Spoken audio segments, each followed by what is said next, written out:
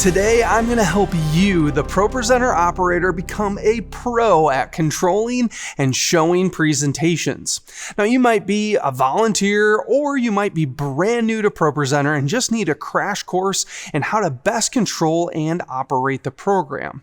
So in this video, I'm going to walk you through the 3 most important things that you need to know, plus I'll help you understand all of the features of the program and how to make changes on the fly. ProPresenter is a sophisticated presentation tool capable of very complex presentations for both in-person and online audiences. But what you'll see is that operating ProPresenter is actually very easy and was designed with you, the operator, in mind. So in this training, we're going to focus on controlling and operating, but if you want to learn how to create and use different features, you can find more in-depth training at ProPresenter.com. Now, this training works best if you have ProPresenter open on your computer and you explore it as I walk you through all the controls. ProPresenter can be used on a Mac or a PC, and you can download the software free of charge right from the website. We recommend and actually encourage you to download the software on your computer so that you can continue to learn at home and edit and create presentations remotely. So if you don't have ProPresenter already installed, I want to encourage you to stop this video right now and go download and install it from ProPresenter.com. Since ProPresenter works both on Mac and PC, you may end up controlling ProPresenter on a computer that you don't normally use.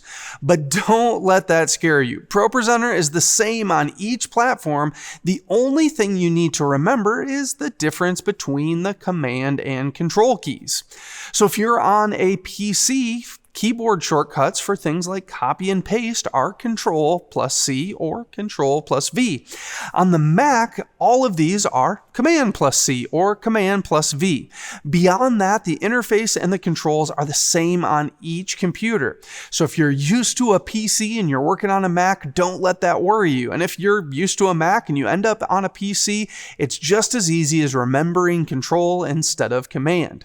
So let's dive in and take a closer look at that ProPresenter interface. This is the main show view for ProPresenter, but there are multiple other views that you can access from the main toolbar like Edit, Reflow, Bibles, and a bunch of other editors. Now, this main show view is set up in a logical left to right workflow, where on the left side, you'll see our different libraries and our different playlists. And when we select a library or a playlist, you'll see all of the items inside of that library or playlist. We can select a presentation and then we can click on a slide and we can see it show up in our preview area, showing us exactly what's being displayed. Now, libraries are where all of your presentations are saved. So if you're looking for a slideshow, a song, some teaching notes, those would be saved inside of a library. And you can have multiple libraries to help you better organize your presentations. Now, below your libraries, you'll see playlists. Playlists are used for individual events or shows, and each playlist has just the items that you need for that particular show. So you should have a playlist for each event that you do. Now, when we look at our playlist here, you'll see we have a bunch of different items in here. One thing you'll see is we have headers, and these just help us better break up our playlist to show us different sections of our event. Now, if we wanted to add in a new item into our playlist, all we would need to do is use the search function. So we can click on search from the main toolbar, or we could hit Command or Control F on our keyboard to pull up our search window. And then we could start typing in a song title, and then we could just simply drag and drop that right into our playlist. We can also search Song Select. So if you have a Song Select subscription, you can search and find different songs in the database, and then you can click to preview them and then import them into your local library. I'm going to switch us back over to searching our local library, and then we can X this out to see all of our different presentations inside of our different libraries. Now, when we select a presentation inside of a playlist or a library, you'll see it show up in our main view here. And then you can start selecting slides to show them on your outputs. And we can actually click on any slide in any order that we want in any presentation that we want. So we could jump over to Goodness of God and go to the chorus of that song, and then go to Living Hope, and maybe jump down to verse 3 of that song, and then go to Waymaker, and we could go to the chorus of that song. We can go to any song in any order, because when you're in show mode, whatever you click goes live. Now, instead of using our mouse to navigate our different songs and items in our playlist, we can use our keyboard, which is much more effective. So you can use the space bar to go to the next slide, or you can use the right arrow. Now, I recommend using the arrow keys because we can use the right arrow to go to the next slide, the left arrow to go to the previous slide, and then you can use the up and down arrows to switch between different items in your playlist or library. So if I hit the up arrow, it's going to go to Goodness of God, and then I can hit the right arrow and it's going to go to the first slide in that presentation. So I'll hit the right arrow and it's going to go to that first slide. I could hit the right arrow again, and we're working through our song. We can also jump to different sections in our song using these helpful hotkeys. So C stands for chorus, so I can hit C and it will jump to chorus, or B for bridge. And then you can also use the A, S, D, and F keys to jump to different verses. So I could hit S for verse 2 or A for verse 1. And if I wanted to jump to a particular slide in a presentation, I could just type it in. So I could hit 10 and enter, and it will jump to that blank slide for me. So you can see how using those arrow keys and hotkeys on your keyboard to navigate presentations makes it really easy. But what's a little bit more tricky is to know when to actually switch slides. When should you go from one slide to the next? Now, I think there's two different main types of content that should be shown two different ways. There's content that should be shown when it's said, and content that needs to be read ahead. Now, I know it rhymes, but it's really helpful to remember. So there's content that needs to be shown when it's said, and this is typically for speaking presentations, because for speaking presentations, visuals are mostly used to reinforce spoken ideas given by the presenter. So the content can be shown when it's said by the presenter. You can typically, as the operator, listen for clues from the presenter to know when to click on different slides. And you should be reading ahead and looking ahead at what slides are next to know what to listen for. So if I was running slides for this influence presentation and I was listening to the speaker and they started to say something like, I just love this quote from, and I hear the word quote from, I know that they're probably going to put up a quote on the screen. And then I'm just going to listen for maybe who the person is or the first words of the quote. So they may say something like, I love this quote from Nelson Mandela. And then I'd click on it right away. The greatest glory in living lies not in never falling, but rising every time we fall. And after they're done saying that, I might leave it on the screen for a little bit for people to sink in and maybe reread it, or if they're explaining it more, why they like it. And then as they move on to the next point, then I'll take that off the screen and go back to the title. We could also listen for the first words of it. So I really love this quote, don't, and as soon as they say don't, I'd go, don't judge every day by the harvest you reap, but by the seeds that you plant. And so they would say that quote, and again, after they're done with that, I could maybe click back to this title slide. So that's how you could show content when it's said. But if you're showing lyrics or doing a participatory presentation, you want to show the slides ahead of when it's supposed to be read or sung. Now, I recommend switching based on the second to last rule. So what's the second to last rule? You should switch slides when you get to the second to last word or second to last syllable people of the current slide that you're on. This will allow the audience to read what they need to say or sing before they actually do it. If you're right on time, it will lead to people not being able to participate because the first words will show as they're supposed to be said or sung, which makes it really difficult for people to participate. So if we look at Waymaker here, we'll click on this first slide and it says, "You are here moving in our midst." So that would be our second to last word. So we're going to say, "You are here moving in our midst. I worship you. I worship you. You are here moving in this place. I worship you. I worship you. Waymaker, miracle worker, promise keeper, light in the darkness. My God, that is who you are. Waymaker, miracle worker, promise keeper, light in the darkness. My God, that is who you are." Now, the amount of text on your slide, the pace of the song, or the tempo can change this, but the second to last rule is a great starting place for any participatory presentation. When you're doing a run through before an event or checking the day's playlist, you might see an error. This could be a spelling issue, a missing word, or some other problem with the text on the slide.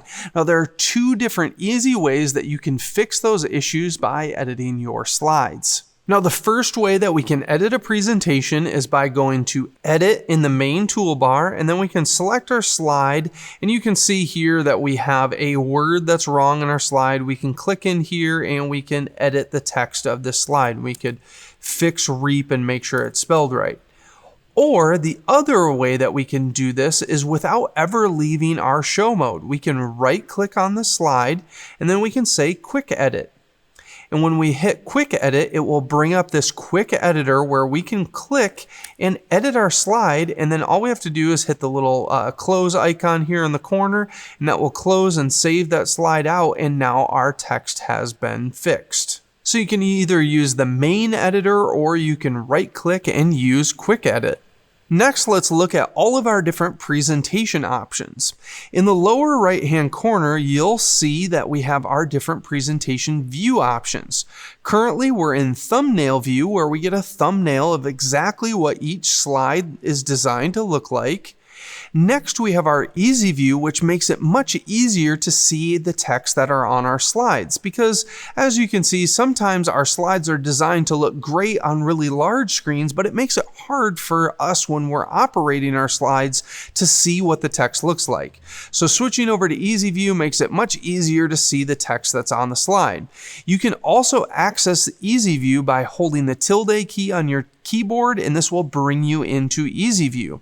And when you release it, you'll go right back to thumbnail view. And while you're holding that tilde key, you can click on slides to show them, and when you release it, you go right back to controlling it. So that's a really simple and quick way to get to easy view. The other view option we have is our outline view, and here you get an outline of all of your different slides. And for all of our different view options, we have different settings that you can access to change right here by clicking on those three dots, and you can resize your slides using the slider here. Now on the lower left hand side, you have our transition options. We can set our slides to be a cut, a dissolve, or an advanced specialty transition. And so if we set this to a dissolve, we can change the timing of this. But one thing to remember is if you're changing these options, you're changing this for all presentations. This is the global presentation transition. So if I change this to cut, it's going to be a cut for every single presentation. If I change it to a dissolve, it'll be a dissolve for every single presentation. So just be careful if you're changing that option. Now our next presentation option is our slideshow option that you can see here. Now this is typically used for announcement loops or different image slideshows. So let's go over to this announcement loop that I have here, and you'll see that this is highlighted with 5 seconds in blue, saying that this has slideshow mode enabled. And what that means is that every single slide is going to automatically advance every 5 seconds. And when it reaches the end of this presentation, it will automatically go right back to the beginning. You can easily adjust or remove the timer by clicking here, and you can change your times or set a custom time or set it to none if you need to remove that. Next, you'll see our operator notes option. Here's where we can leave some notes for ourselves while we're going through our presentation. Or maybe the person who set up the presentation is leaving notes for you. So maybe when you go to a certain song, you'll say, well, this is actually a really slow song and we're going to need to change our slides a little slower than we normally do. So we could just put in here slow song. And that will just be a really good reminder for us. So now every time we come back to that presentation, you'll see we get this operator note saying slow song. So if you want to add an operator note, just click there to add that note for yourself. The next thing you'll see is arrangements. And just like a band has different parts to their song, like a verse and a chorus, and then they play them multiple times throughout a song, in ProPresenter, we set up our songs the exact same way. So we have verses and choruses, and you'll see that I have one group up here for our chorus, but I've used it 3 different times in this arrangement, my default arrangement. And I have one bridge, but I used it multiple times in this arrangement.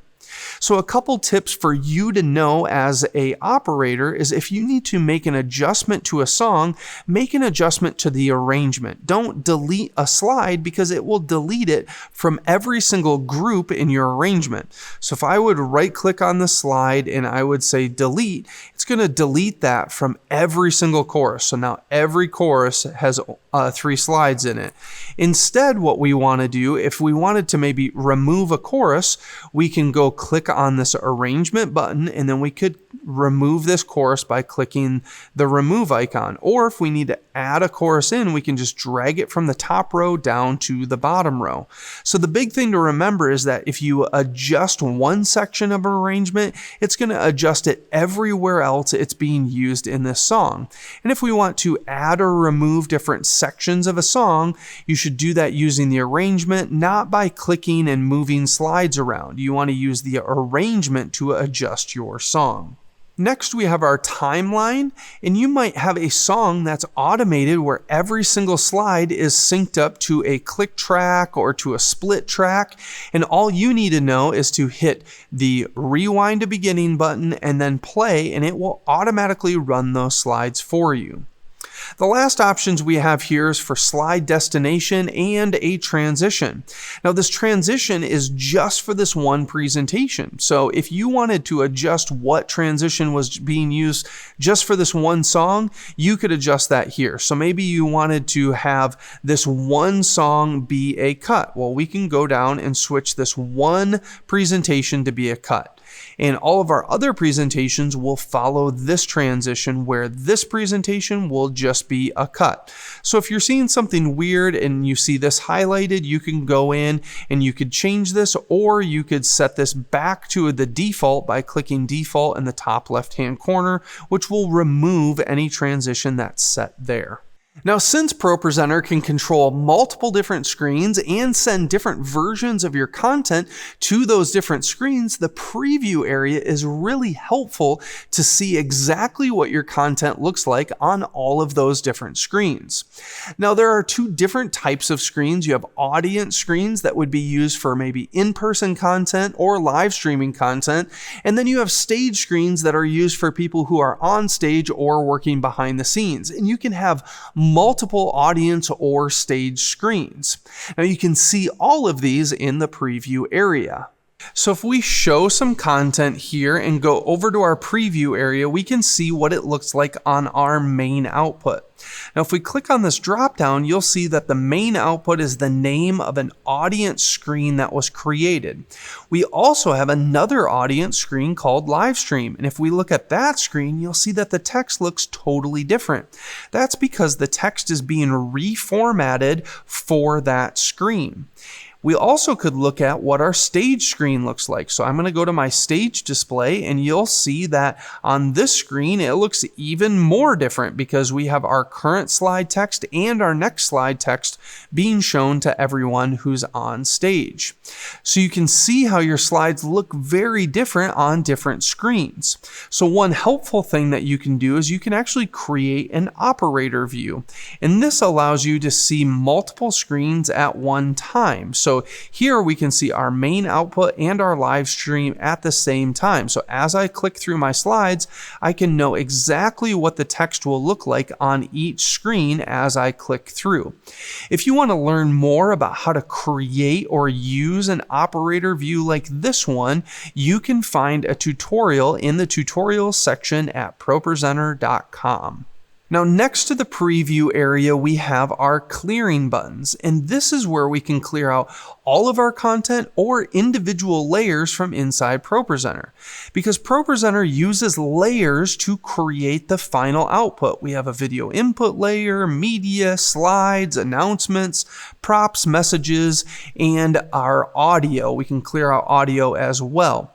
And an easy way to visualize how these layers work and what you're clearing when you click on those buttons is by looking at this song. So if I start up some content on this first slide, you'll see we have media content, this motion background playing, and we have slide content on our next slide here. And our media content continues to play even though it's not on this next slide because it's on the media layer. Now, as I click on this slide content, you'll see that it removes the old slide and puts the new slide on, and that's because that's on our slide layer. So if I click on this button, it's going to clear out my slide content, but my media content will continue to show.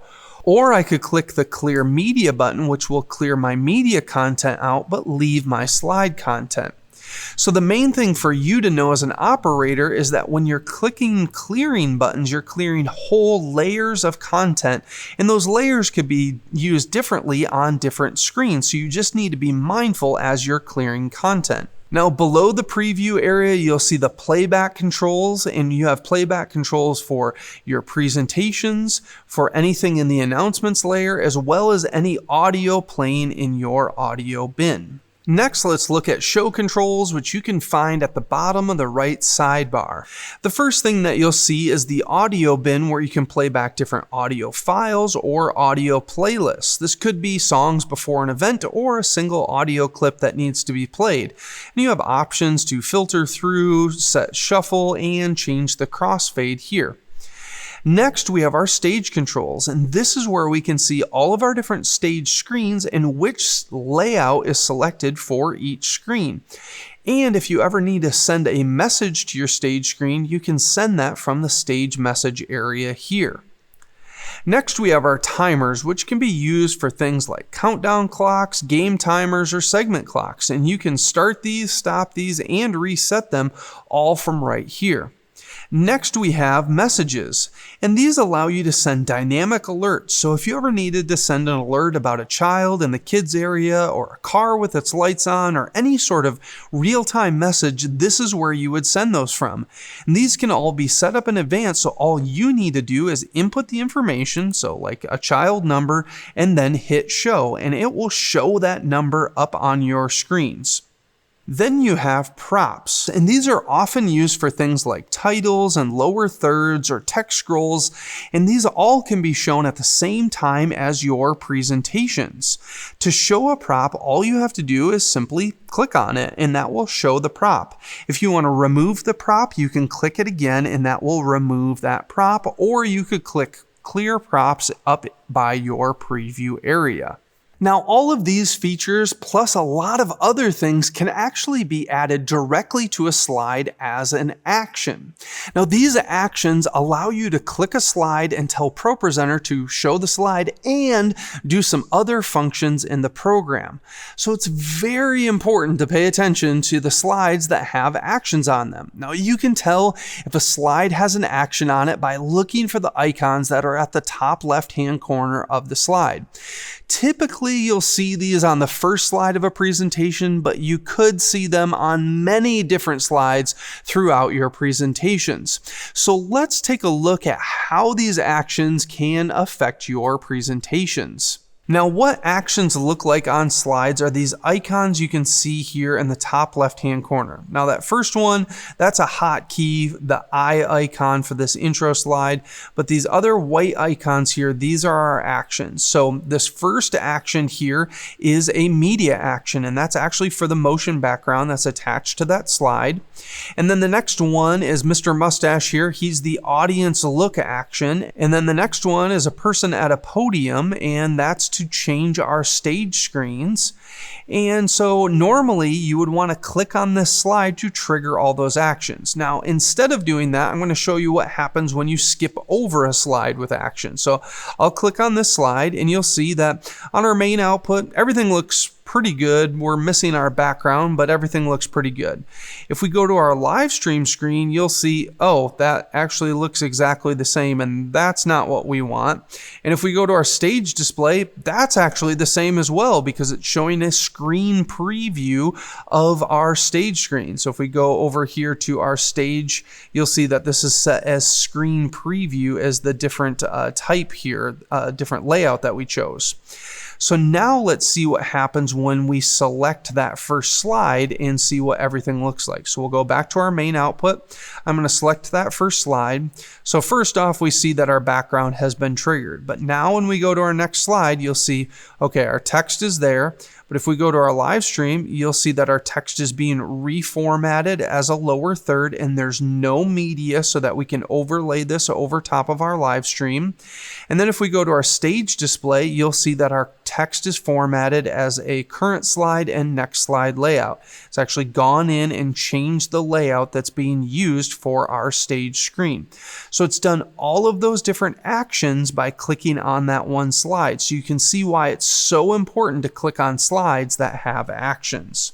Now, actions can do more than just control things inside ProPresenter. You can actually control things outside of ProPresenter as well, including production gear and lighting consoles.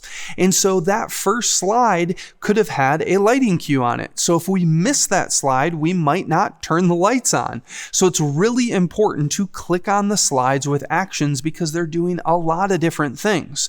And even if you're a little behind in switching presentations, make sure you click on the slides with actions before you jump ahead to anything else to make sure it's set up for what content is coming next and maybe even turning the lights on. Now, all of these actions can be grouped together in a macro, and a macro can be triggered from show controls or it can be added directly to a slide. So in show controls, you'll see we have the macros tab here, and you can see all of the different macros we have, and you'll see how each macro has a bunch of different action icons. So this music macro is setting an audience look, a stage display, and it's triggering a timer. We have a custom clearing one here, some lighting cues, a custom startup one, and these macros can either be triggered by clicking on them or we can add one directly to a slide. And you'll see it's this M icon, and that icon can be colored different ways. So if I drag this one on, you'll see that the M is this different color because that macro is a different color. So if you notice those M icons, those are triggering macros on your slides.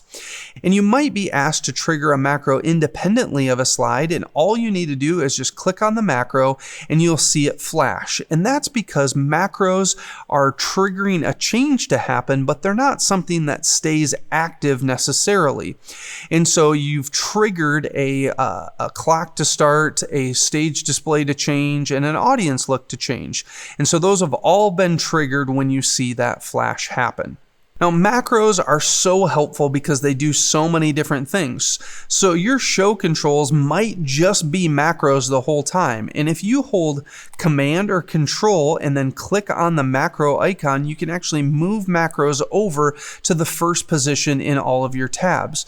So now this might be the only thing that you have open while you're controlling your show. The final thing that we'll look at is our media bin down here. And in your media bin, you can have different playlists of media content, and you can show that media content at any time. You also have access to video inputs, and just like our slides, we can trigger this media independently and on the fly as we go. So we might show this content here, and then we could throw this media content behind here. And then we could maybe jump to a different playlist and jump and show that media content instead. And so you can make those changes on the fly, but typically this is set up in advance. Now, if you want to hide the media bin, you can just click the media icon in the top menu, and that will hide the media bin. The other thing that we have in our media bin is the media transition here. So just like we had a global slide transition up here, we have a global media transition down here. So if you want to change the fade duration between different media clips, you can do that here. You can actually type in custom numbers. So if we wanted it to be 10 seconds instead of the default of 5, you can do super long transitions, and you can set these to cut, dissolve, or those advanced transitions if you wanted to as well. Now, when you minimize the media bin, it makes it a little easier to see more of your content, and you can also minimize your library. So we can hit this icon here and it will minimize it and show you just the currently selected event, and we can switch between those. And this gives you a really clean view for you as the operator to stay focused on the current playlist instead of seeing extra content that you don't need to see. And when your media bin is minimized, you still have access to the transition down here at the bottom, so you can still change your slide and media transitions on the fly if you need to really quickly and easily down here. Now, we went deep into a lot of controls in ProPresenter to help you run the show, but you might feel a little overwhelmed right now by all of those options. So let's take a step back and look at the most important things. The first thing is that controlling ProPresenter is really easy. In show mode, whatever you click goes live. So if you select a presentation and click on a slide, it's going to be shown. And you can use those keyboard shortcuts of the space bar or the arrow keys to control your presentations, and use the up and down arrows to skip around between presentations. So controlling is really easy. Now, the next thing is that second to last rule. If you want your audience to participate with your content, you need to make sure to switch slides before they're supposed to say it or sing it. We recommend switching on the second to last word or syllable. And the final one is to watch out for actions. Slides can trigger many other actions that can be very important to displaying your content inside ProPresenter or controlling things outside of ProPresenter. Now, you'll know if this is happening if you see those action icons or that M for macro on your slides. Now, typically, these are all on the first slide of a presentation, so make sure you click on that first slide to ensure everything inside your presentation works the way it was intended to. Now, finally, I just want to say that each organization uses ProPresenter differently. So talk to your organizational leader and see if there's any specific things that you need to know about operating ProPresenter or features that you'll use on a regular basis. Also, if you do a run-through before your event, which you should be doing a run-through before events, keep a piece of paper nearby and note any changes or mistakes or things that need to be addressed. And then after that run-through, check in with the organizational leader and make sure that you should adjust those issues. There might actually be a good reason to not make those changes. Maybe they messed up and you had the right thing, or maybe they didn't want you to make that change. Because remember, all changes inside ProPresenter are saved automatically. So if you delete or edit something, it might be gone for future use. So checking in is always a good idea. And remember, if you want to learn more about a specific feature or learn more about creating content or setting up ProPresenter in advance, you can check out all of the in-depth tutorials at ProPresenter.com.